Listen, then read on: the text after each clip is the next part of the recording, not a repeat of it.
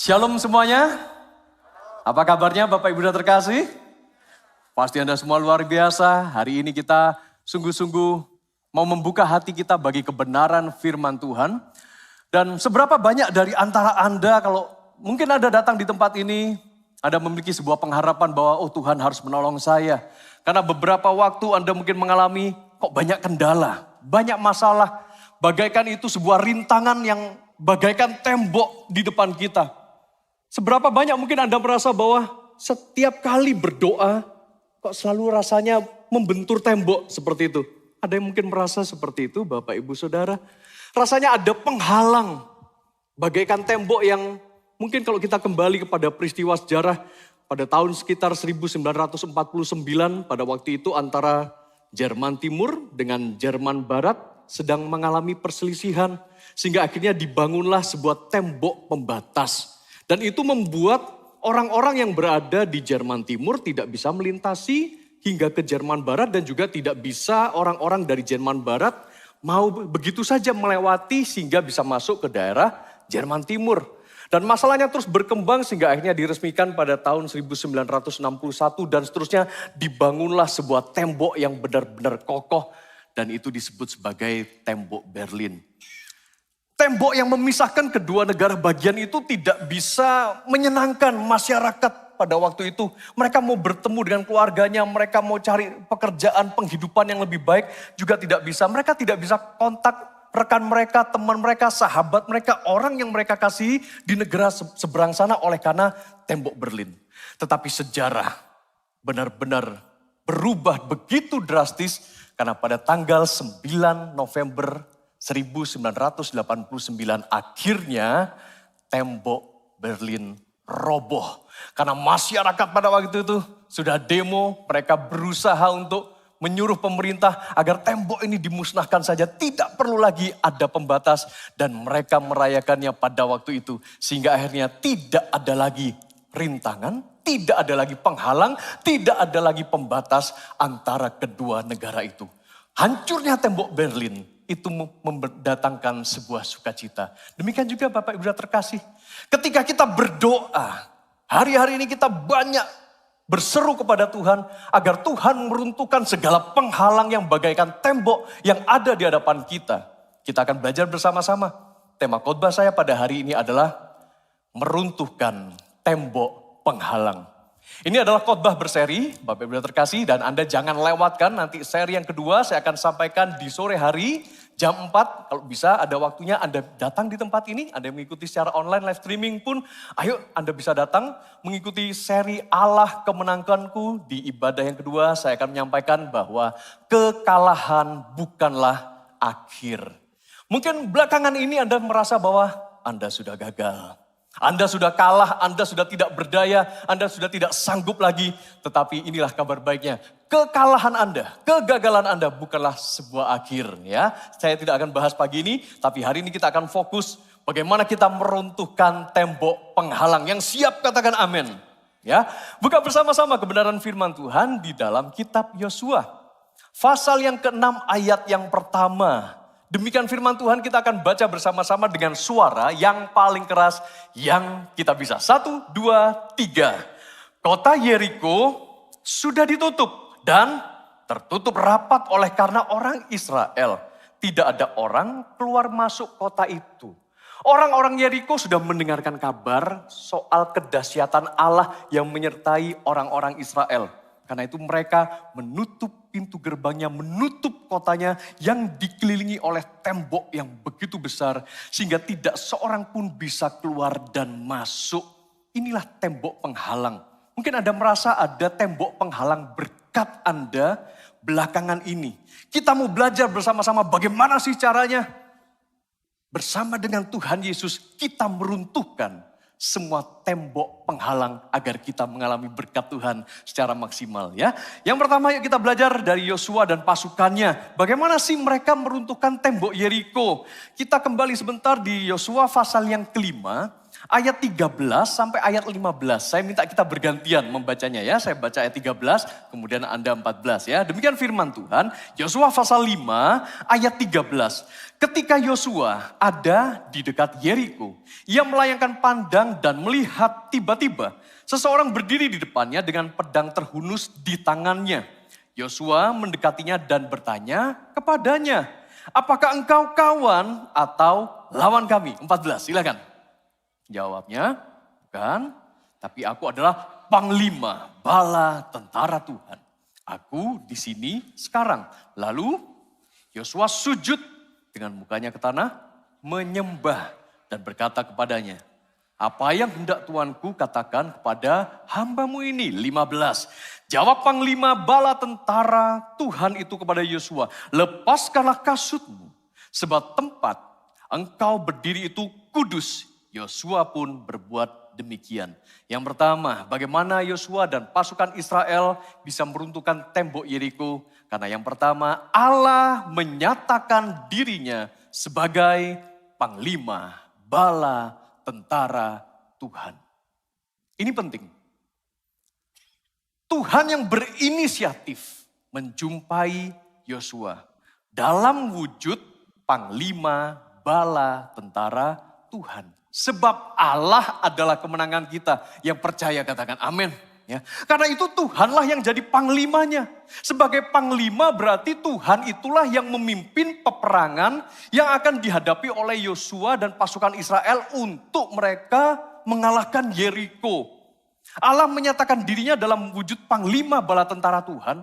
Sampai-sampai Yosua itu ketika berjumpa dengan sosok panglima ini, Yosua sempat gak kenal. Sampai ditanya, siapa engkau? Oh ternyata panglima bala tentara. Dipikirnya ini kawan atau lawan. Ternyata puji Tuhan. Ternyata dia adalah panglima bala tentara yang akan memimpin Yosua dan pasukan Israel untuk bisa meruntuhkan tembok Yeriko. Dan memang Tuhan bisa ngambil wujud sebagai panglima bala tentara ya. Bisa Bapak Ibu Saudara. Allah menyatakan dirinya dalam wujud panglima bala tentara Tuhan. Bukan orang biasa, dan ini memang bukan orang, tetapi Tuhan sendiri. Ya buktinya Yosua menyembah. Yosua sujud di hadapan panglima bala tentara Tuhan, karena hanya pribadi Allah yang layak untuk menerima penyembahan. Dan Tuhan pun juga memberikan petunjuk, lepaskanlah, tanggalkan kasutmu, sebab tempat di mana engkau berdiri itu adalah kudus. Ya, dan Tuhan ingin lebih menghancurkan kota Yeriko dibandingkan Yosua dan pasukannya ingin mengalahkan Yeriko. Tangkap ini baik-baik. Yang lebih ingin menghancurkan tembok penghalang Anda, ketika Anda sekarang lagi menghadapi tembok, sebetulnya jujur ya, bukan Anda sih yang lagi kepingin bener. Yang lebih kepingin itu menghancurkan setiap tembok-tembok Anda adalah Tuhan sendiri. Yang percaya katakan amin. Ya, ketika Anda menghadapi tembok permasalahan Anda, ya, pasti saya percaya Anda kepingin ini masalahnya dihancurkan. Kepingin tembok penghalang berkat ini diruntuhkan. Tetapi sekepingin-kepinginnya Anda, kadang-kadang capek enggak? Capek ya. Kadang-kadang kok gak hancur-hancur sih penghalang berkatku ini? Kok gak hancur-hancur sih tembok masalahku ini sih? Ya, sampai akhirnya Anda mungkin capek, Anda menyerah, tetapi percayalah Tuhan tidak pernah menyerah. Dan ingin menghancurkan tembok penghalang Anda. Dia lebih kepingin menghancurkan tembok penghalang Anda dibandingkan Anda kepingin menghancurkannya. Yang percaya dan sepakat katakan amin. Ya, karena itu ayo kita belajar untuk kita mau sungguh-sungguh menghancurkan tembok penghalang kita. Nah yang kedua, bagaimana Yosua dan pasukan Israel ini kemudian bisa mengalahkan Yeriko? Mereka taat pada perintah Tuhan. Ya, kita baca ayatnya lanjutan di dalam Yosua pasal 6. Ayat 2 sampai dengan ayat yang kelima. Sekali lagi kita bacanya bergantian. Saya ayat 2, kemudian Anda ayat selanjutnya. Ya. Yosua pasal 6 ayat yang kedua. Berfirmanlah Tuhan kepada Yosua. Lihatlah aku sudah menyerahkan ke dalam tanganmu Yeriko dengan rajanya dan pejuang-pejuangnya yang gagah perkasa. 3, silakan. Kamu, para prajurit sekalian harus mengelilingi kota. dan mengitarinya 1 kali. Engkau harus berbuat demikian selama 6 hari. Dan 7 imam membawa 7 sangkakala dari tanduk domba di depan tabut. Tetapi pada hari yang ke-7 kamu harus mengelilingi kota itu 7 kali, sementara imam-imam itu meniup sangkakala. 5. Ketika sangkakala dari tanduk domba itu ditiup dengan bunyi yang panjang, dan kamu mendengar bunyi sangkakala itu, seluruh bangsa itu harus bersorak-sorai dengan nyaring. Pada saat itu tembok kota akan roboh, lalu bangsa itu harus menaikinya masing-masing di bagian yang terdekat. Yang kedua adalah seperti Yosua dan pasukan Israel, mereka taat. Katakan taat. Taat melakukan perintah Tuhan. Sekalipun perintah Tuhan itu kok kayaknya kok mengada-ngada ya. Perintah Tuhan itu seperti apa? Mengelilingi kota Yeriko dengan metode atau dengan caranya Tuhan. Mungkin Yosua dan pasukan Israel sudah mengira nih bahwa mereka bawa alat, mereka bawa bulldozer begitu, mereka bawa palu godam yang besar, maju serbu tembok Yeriko, kemudian dihancurkan. Ternyata bukan begitu caranya. Rada gak masuk akal. Di luar nalar, kelilingilah kota Yeriko itu. Setiap hari, sekali dikelilingi sambil ada para imam 7 orang, tiuplah sangkakala. Di depannya ada tabut perjanjian. Di depannya lagi kemudian ada pasukan keliling aja. Kan mereka bingung semua. Tapi pada hari ke-7 nanti kelilingilah lagi 7 kali. Selama 6 hari berkeliling, tiup trompet aja. Gak usah rame-rame, gak usah sorak-sorai.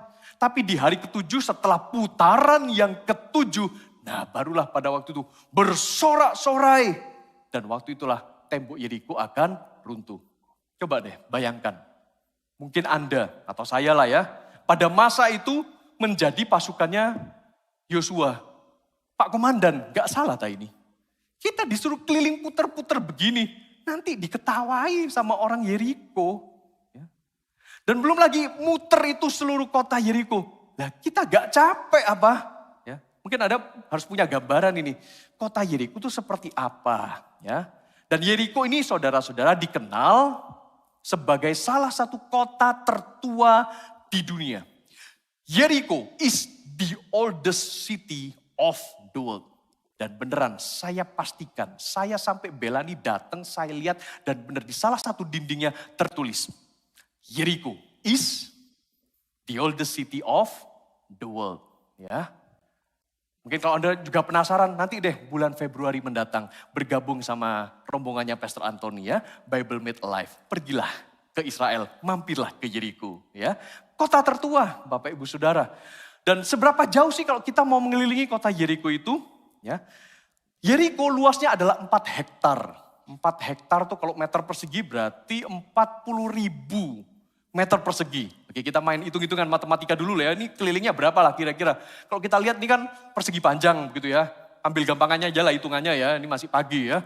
Katakanlah itu 400 meter dikali 100 meter. Contoh ya. Gambaran kasarnya aja. Ya, ini Yeriko kuno. Berarti 400 kali 100, 40.000 meter persegi. Ya berarti kelilingnya 400 ditambah 100 tambah 400 tambah 100 lagi. Oke lah 1 kilo total. Ya, mengelilingi kota 1 kilo. Ya sebentar lah ya, paling hitungan gak sampai 1 jam lah begitu ya. Atau 1 jam lah paling lama. Berarti mengelilingi kota Yeriko gak seharian. Gak secapek itu kan. Ya enggak, masih masuk akal. Ternyata kota Yeriko masih bisa dikelilingi. Ingat sekali lagi, ini adalah kota Yeriko kuno. Mungkin Anda berpikir lagi loh, kok Pak Robert masih bisa foto di sana? Ya karena pada waktu itu nanti ada ceritanya. Yeriko sempat runtuh lalu dibangun kembali ya. Oke, lanjut di sini. Nah, kemudian caranya tidak wajar pada waktu itu. Karena mereka setelah mengelilingi kota itu, tinggi temboknya kurang lebih 3,5 meter. Tinggi loh ya. Tebelnya hampir 2 meter. Dan menara batu tingginya itu 8,5 meter. Jadi itu benar-benar benteng batu tembok yang begitu kokoh. Dengan cara diputeri begitu, mungkin selama berputar-putar 6 hari, pasukannya Yosua tuh juga mikir, ini ada-ada aja nih komandanku. Jangan-jangan stres dia. Ya. Ketika Anda mulai taat dan melakukan firman Tuhan, asalkan itu prinsip firman Tuhan yang benar. Mungkin teman-teman Anda akan komentari Anda, stres orang ini. Tiap hari berdoa, Tiap hari nyembah Tuhan, tiap hari baca firman, pelayanan. Orang ini padahal punya banyak masalah. Jangan-jangan dia stres. Sudahlah. Ya, abaikan omongan kayak begitu. Yang penting fokus aja. Taat pada perintah Tuhan. Dan kita akan lihat hasilnya di ayat yang ke-20. Saudara, Yosua pasal 6 ayat 20 dikatakan demikian. Lalu setelah 7 kali berputar di hari ke-7, bangsa itu bersorak. Sementara sangkakala ditiup.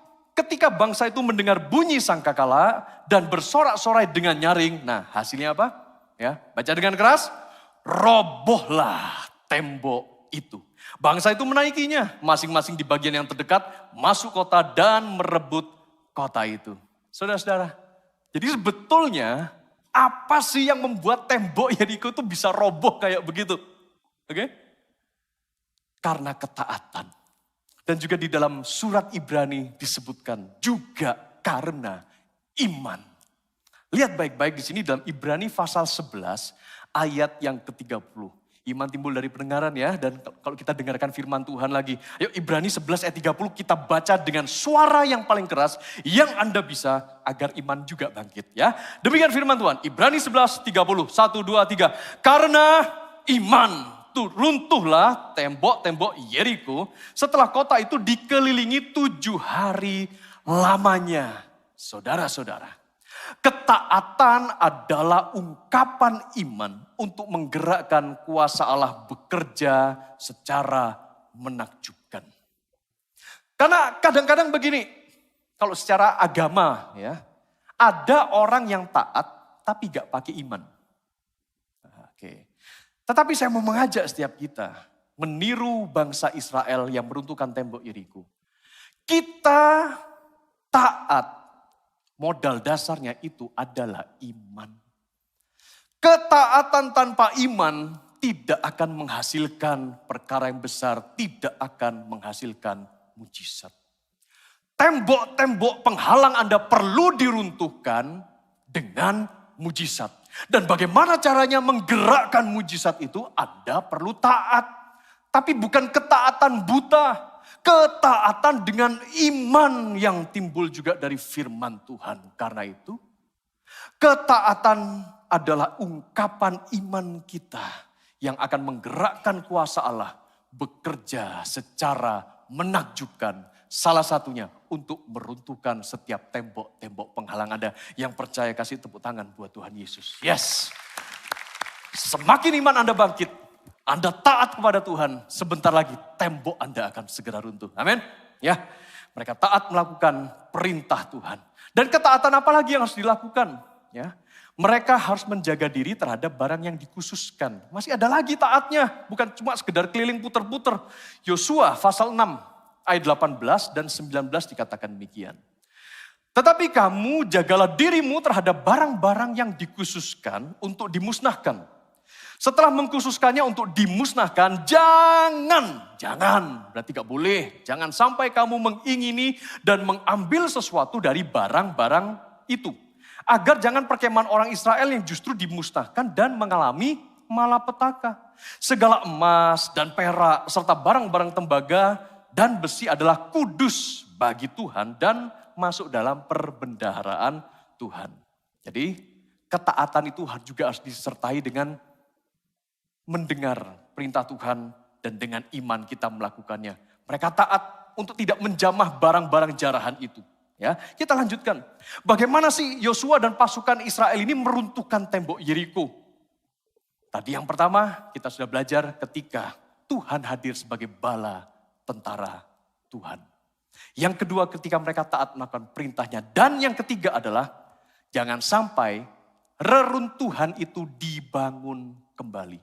Kalau sudah roboh, kalau sudah runtuh, temboknya jangan dibangun kembali. Demikian firman Tuhan di dalam Yosua pasal 6 ayat 26. Setelah temboknya runtuh ya. Pada waktu itu Yosua bersumpah, katanya, terkutuklah di hadapan Tuhan orang yang berupaya membangun kembali kota Yeriko ini. Dengan nyawa anak sulungnya, ia akan meletakkan dasar kota itu dan dengan nyawa anak bungsunya, ia akan memasang pintu gerbangnya. Sudah diperingati sama Yosua, jangan sampai kota Yeriko ini bangkit kembali. Tetapi ternyata bertahun-tahun berikutnya, ada aja orang yang kurang kerjaan membangun kembali kota Yeriko ini. Ya, sampai akhirnya masih ada sekarang di Timur Tengah. Ya, 1 Raja-Raja pasal 16 ayat 34, kita lihat di sini ceritanya. Pada zamannya itu Hiel, orang Betel, membangun kembali Yeriko. Lah inilah orang yang membangun Yeriko kembali. Dan betul seperti yang disampaikan oleh Yosua, udah diperingatin bahkan. Ia meletakkan dasar kota itu dengan mengorbankan nyawa Abiram, anaknya yang sulung. Harganya mahal. Ia memasang pintu gerbangnya dengan mengorbankan nyawa Segub, anaknya yang bungsu. Sesuai dengan firman Tuhan yang diucapkannya dengan perantaraan Yosua bin Nun. Saudara-saudara, punya iman, punya pengharapan, tembokmu akan runtuh. Hari ini juga yang percaya katakan amin. Tapi ketika tembokmu sudah runtuh, saya ingatkan, tolong jangan dibangun kembali. Bayar harganya itu mahal. Anda kembali mau merobohkannya itu sulit. Dan Anda harus punya komitmen itu hari ini. Begitu Anda berdoa, Tuhan aku minta mujizat. Tuhan aku minta tembok penghalangku ini runtuh. Tapi janji dulu di depan. Dan kalau temboknya sudah runtuh ya Tuhan, aku tidak akan mendirikannya kembali. Janji seperti itu juga penting. Dan ada 2 orang yang bertolak belakang pada waktu itu, di dalam kisah runtuhnya tembok Yeriko ini, yaitu Rahab dan Akan. Rupanya Akan salah satu keturunan Israel dari suku Yehuda akan membangun tembok Yeriko di dalam hatinya. Kita mundur sebentar di ceritanya ya. Caranya gimana? Si Akan ini menyembunyikan barang-barang jarahan yang seharusnya dimusnahkan. Gak boleh sebetulnya. Reruntuhan jangan dibangun kembali. Ya, kita lihat baik-baik di dalam Yosua pasal 6 ayat 25. Bagaimana dengan si Rahab? Rahab itu adalah seorang pelacur yang dulunya tinggal di Yeriko. Demikian firman Tuhan Yosua 6 ayat 25, demikianlah Rahab, pelacur itu dan keluarganya, serta semua yang bersama dia dibiarkan hidup oleh Yosua. Loh kok bisa? Pelacur hina seperti ini kok bisa? Kita lihat lagi, perempuan itu tinggal di Israel sampai hari ini, maksudnya sampai kisah ini ditulis oleh Yosua. Karena ia telah, ini alasannya kenapa Rahab diselamatkan. Ia telah menyembunyikan orang-orang yang diutus Yosua yang pada waktu sebelumnya mengintai Yeriko. Betapa besar jasanya Rahab ini. Tidak pandang masa lalunya. Rahab diselamatkan. Demikian juga dengan Anda. Tuhan mau meruntuhkan tembok-tembok penghalang Anda, tidak pandang masa lalu Anda. Sekalipun Anda mungkin sudah merasa terlanjur hina, terlanjur tak berdaya. Tuhan tetap akan menolong Anda. Seperti si Rahab ini. Tapi bagaimana dengan Akan? Dia membangun kembali secara kiasan ya, di dalam hatinya tembok Yeriko itu. Karena dia mengumpulkan harta dari Yeriko. Yosua pasal 7 ayat yang pertama. Orang Israel berlaku tidak setia mengenai barang-barang yang dikhususkan untuk dimusnahkan itu. Akan bin Karmi bin Sabdi bin Zerah dari suku Yehuda mengambil sesuatu dari barang-barang yang dikhususkan itu. Murka Tuhan pun menyala-nyala terhadap orang Israel. Kontras ya bedanya ya. Rahab adalah seorang wanita non-Israel karena berasal dari Yeriko. Akan adalah seorang pria keturunan Israel, suku Yehuda. Rahab masa lalunya adalah wanita pelacur, begitu hina. Tetapi Akan adalah seorang pria terhormat. Kontras banget ya antara langit dan bumi. Rahab menyembunyikan pengintai utusan Yosua. Akan juga menyembunyikan, tapi yang disembunyikan itu barang-barang jarahan yang harusnya dimusnahkan. Sama-sama main sembunyi-sembunyian mereka. Tapi beda kan hasil akhirnya. Dan kemudian Rahab ini akhirnya diselamatkan. Tetapi si Akan akhirnya dihukum. Rahab harusnya binasa, tapi selamat dan masuk ke tanah perjanjian. Akan keturunan Israel yang harusnya selamat, malah berbalik jadinya binasa dan tidak jadi masuk tanah perjanjian. Pilihan di tangan Anda. Mau seperti Rahab atau seperti Akan. Jangan membangun kembali tembokmu yang sudah runtuh. Awalnya Anda sudah mengawali dengan baik seperti si Akan ini. Tetapi berakhir dengan kebinasaan dan tidak jadi menikmati janjinya Tuhan. Ya, jadi saudara-saudara, apa yang kita pelajari hari ini yaitu Yosua dan pasukan Israel meruntuhkan tembok Yeriko dipimpin panglima bala tentara Tuhan. Dan dengan tepat mereka menaati perintah Tuhan dan berkomitmen tidak membangun tembok Yeriko kembali. Nah sekarang kita masuk pada pamungkasnya. Bagaimana sekarang Pastor Robert untuk saya bisa menghancurkan tembok penghalang saya? Ayo, semuanya sudah siap, katakan amin. Ya, yang pertama, serahkan diri Anda di dalam pimpinan Tuhan. Serahkan diri Anda dalam pimpinan Tuhan. Sama seperti Yosua menyerahkan dirinya di dalam pimpinan panglima bala tentara Tuhan. Ayo serahkan diri Anda. Minta pimpinan Tuhan. Minta pimpinan Roh Kudus. Dan kami Gereja Mawar Sharon Surabaya, kami juga menyiapkan sebuah program buat Anda yang kami beri nama Following Jesus. Lewat acara ini, saya mengajak kita bersama cari pimpinan Tuhan. Ini adalah suara penggembalaan dari Gereja Mawar Sharon Surabaya. Dan akan hadir secara pribadi langsung ke gadget Anda. Bisa Anda tonton lewat handphone, Anda juga bisa nonton lewat YouTube. Setiap hari Rabu seminggu sekali. Saudara-saudara, kita akan mengawali hari jam 5 pagi. Kita menyembah Tuhan, kita dengar suara Tuhan. Ingat ya, buka sama-sama di YouTube GMS SBY. Dan perdana akan dimulai pada hari Rabu ini, 3 hari lagi ya, tanggal 31 Juli. Anda semua mau ikut pimpinan Tuhan? Amin, amin, amin. Yuk, Anda bisa mulai subscribe ya, YouTube-nya GMS SBY kalau Anda belum subscribe. Dan nantikan premiernya Rabu 31 Juli, ya bangun lebih awal, lebih pagi, jam 5. Kita minta tuntunan Tuhan. Itu yang pertama. Yang kedua, bagaimana kita meruntuhkan tembok penghalang kita. Tembok penghalang kita itu mungkin berupa kemalasan kita, karakter kita yang gak beres, yang mungkin masih suka kata-kata kotor, suka nipu, kebiasaan jelek. Anda mungkin punya tembok yang namanya judi online.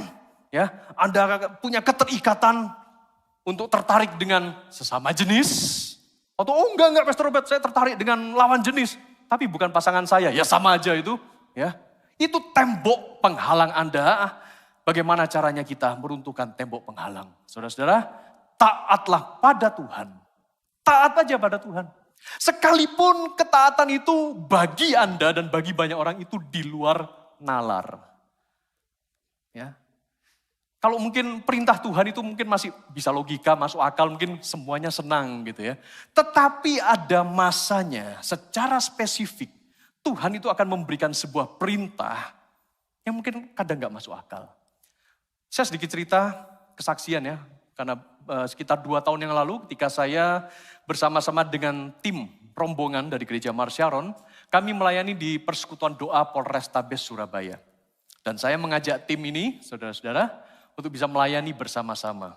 Kemudian salah satu dari tim pelayanan ke Persekutuan Doa ini, seorang bapak yang sekarang juga menjabat sebagai seorang CG leader. Ya.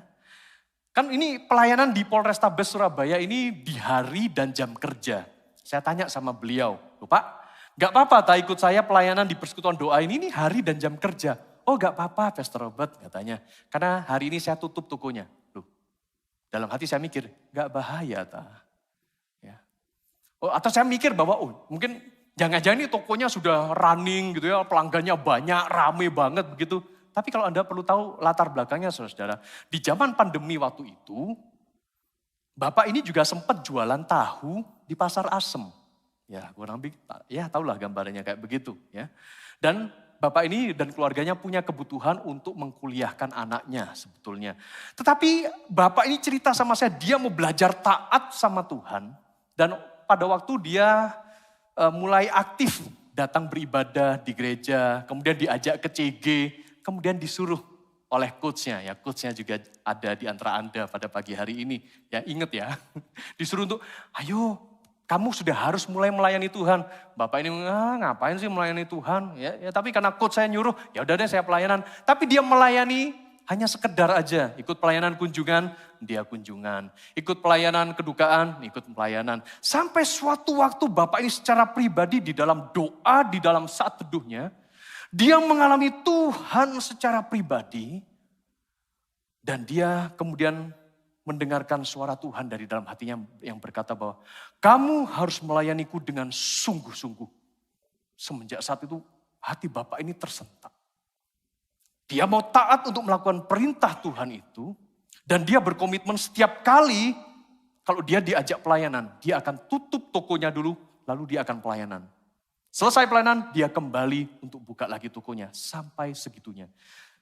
Poin cerita saya ini bukan untuk menyuruh Anda semua, oh nanti hati-hati kalau ketemu Pak Robert diajak pelayanan, saya mesti tutup toko, tutup dagangan saya, tutup restoran saya. Enggak, ini spesifik khusus untuk Bapak ini saja. Itu yang dia dapatkan dan ketaatannya di luar nalar. Gak masuk akal sebetulnya. Ya. Karena itu setiap kali dia dijadwalkan oleh tim sakramen kami dari penggembalaan Gereja Mawar Sharon Surabaya. Sering loh dia dijadwal pelayanan. Dan setiap kali dia dijadwal, dia tidak menolak. Dan dia berkata, ya saya akan melayani. Sebelum pelayanan, dia doa dulu. Bahkan kalau sudah dijadwal jauh-jauh hari, dia tahu kurang lebih mau doakan siapa, mau kunjungi siapa. Bahkan dia doa dan puasa dulu. Seniat itu saking sungguh-sungguhnya. Dan di hari pelayanannya, dia tutup tokonya. Saya sampai dengar ceritanya dia, wow. Luar biasa Pak. Dan tahu nggak Pastor, selama waktu persekutuan doa di Polrestabes ini kan saya matikan handphonenya. Begitu selesai acara, saya nyalakan kembali. Tiba-tiba WhatsApp banyak masuk, orderan saya nambah Pastor. Oh puji Tuhan. Dan dia cerita lagi, oh belum tepuk tangan dulu. Stop dulu, jangan tepuk tangan dulu, jangan. Tambah lagi satu ceritanya. Dan dia kemudian juga cerita, karena ketaatan saya yang mungkin di luar nalar ini Pastor, saya dan istri kan punya kebutuhan untuk mengkuliahkan anak saya. Entah dari mana, gak tahu siapa orangnya, asalnya dari mana, dia gak kenal sama sekali. Tiba-tiba ada orang yang datang ke rumahnya bawa amplop, knock, cari si bapak ini, ada gak? Oh ada di luar, lagi buka toko dan sebagainya. Orang ini cuma nitipin aja amplop, yang pastinya isinya uang, saudara. Dan itu adalah jumlah yang dibutuhkan untuk biaya kuliah anaknya.